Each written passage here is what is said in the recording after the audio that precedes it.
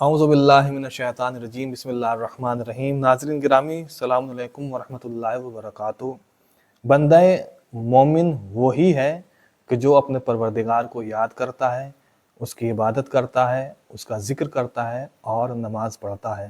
میں آپ کی خدمت میں آج ایک ایسا وظیفہ اور ایک ایسا ذکر پیش کرتا ہوں کہ اگر آپ نے اس کو اپنا وظیفہ بنا لیا تو اس کے اثرات، اس کے کمالات آپ اپنی زندگی میں، اپنی تقدیر میں، اپنے نصیب میں ضرور دیکھیں گے انشاءاللہ۔ اس کے جو اثرات ہیں وہ اچھے سے اچھے آپ کی زندگی میں آئیں گے۔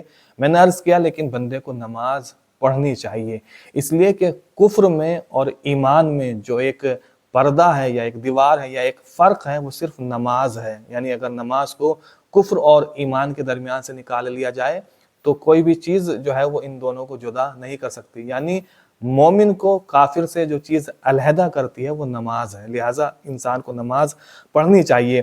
اور یہ جو میں ذکر آپ کی خدمت میں پیش کر رہا ہوں یہ نماز فجر کے بعد ہے جو انسان کو ضرور پڑھنا چاہیے۔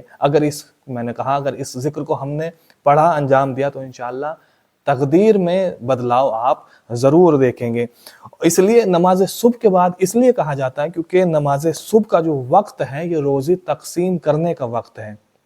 اس وقت خدا اپنے جو رحمت کے دروازے ہیں، آسمان کے دروازے ہیں، ان کو کھول دیتا ہے، اس کی ایک خاص رحمت نازل ہوتی ہے۔ اور صبح کا جو وقت ہے دعاؤں کے قبول ہونے کا وقت ہے، اور یہی صبح کا وہ وقت ہے کہ جو جنت والا وقت ہے۔ یعنی جنت کا جو آپ ٹائم اگر پوچھیں کہ جنت کا ٹائم یا جنت کا وقت کیسا ہے تو جیسی صبح ہوتی ہے ویسے ہی جنت کا وقت ہوتا ہے۔ اس لیے کہا جاتا ہے کہ جب صبح کو نماز پڑھیں تو طلوع فجر تک سونا بھی نہیں چاہیے۔ یعنی اگر سونا ہے تو جب سورج طلوع ہو جائے تب سوئیں، اس لیے کہ اس وقت روزی بھی تقسیم ہوتی ہے۔ تو یہ بہت ہی آسان ذکر ہے، اور جتنا آسان ہے اتنا ہی عظیم بھی ہے، اتنا ہی پرفضیلت بھی ہے۔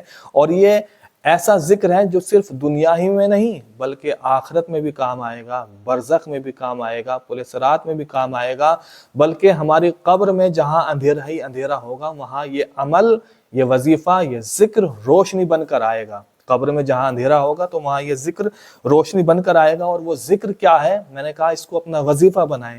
کیا ہے وہ ذکر؟ وہ ذکر ہے رسول و آل رسول کی ذات پر درود پڑھنا، صلوات کا پڑھنا۔ یہ رسول و آل رسول پر صلوات کا پڑھنا یہ اتنا وزنی عمل ہے کہ صرف ایک ہی صلوات کا ثواب اگر پوری کائنات میں تقسیم کیا جائے تو تمام گنہگاروں کو بخشوانے کے لیے ایک ہی صلوات کا ثواب کافی ہے۔